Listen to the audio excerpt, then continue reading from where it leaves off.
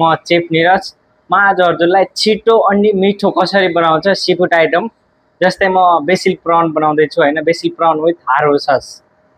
तपाईँलाई छिटो अनि मिठो एउटा दामी रेसिपी बनाएर दिन्छु, आउनुहोस् हेरौँ ल। यो चाहिँ मैले बल लिएँ होइन, बलमा चाहिँ 2 table spoon pesto sauce. Okay, 2 table spoon pesto sauce. अनि यहाँ लगा, ये देखा नि, ये देखा, यो चाहिँ अंडा होइन, अंडा चाहिँ आधी आधी अंडा होइन, आधी अंडा, आधी स्पुन ब्ल्याक पेपर,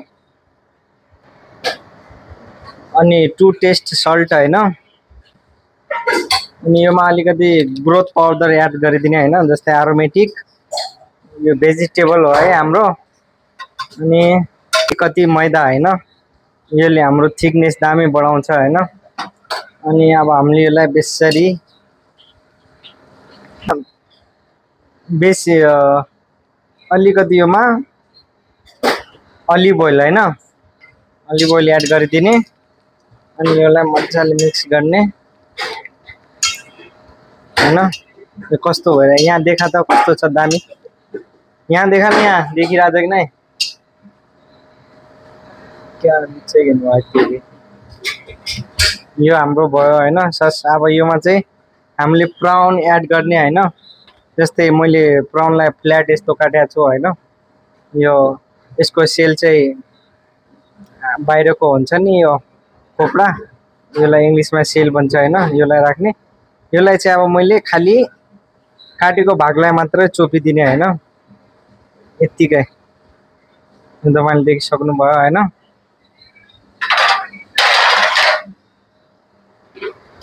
अनि यत्तिकै राख्ने होइन यसलाई, यसको वान साइड मात्र लगाउने, जस्ट वान साइड। तपाईँ हेर्नु सक्नुहुन्छ, यत्तिकै हुनु पर्यो होइन, यत्तिकै गरेर। अनि यसलाई ग्रिल्ड गरेर खाँदा हार्बल ससमा दामी मजा आउँछ। बेसिल पेस्तो प्राउन होइन, यो चाहिँ हाम्रो बबल छ। तपाईँहरूलाई नेक्स्टचोटि चाहिँ म यो प्लेटिङ कसरी गर्छु त्यो पनि देखाउँला। अहिलेलाई यति, कमेन्ट गर्नु होला, के डाउट छ भने म हजुरलाई भन्छु होइन।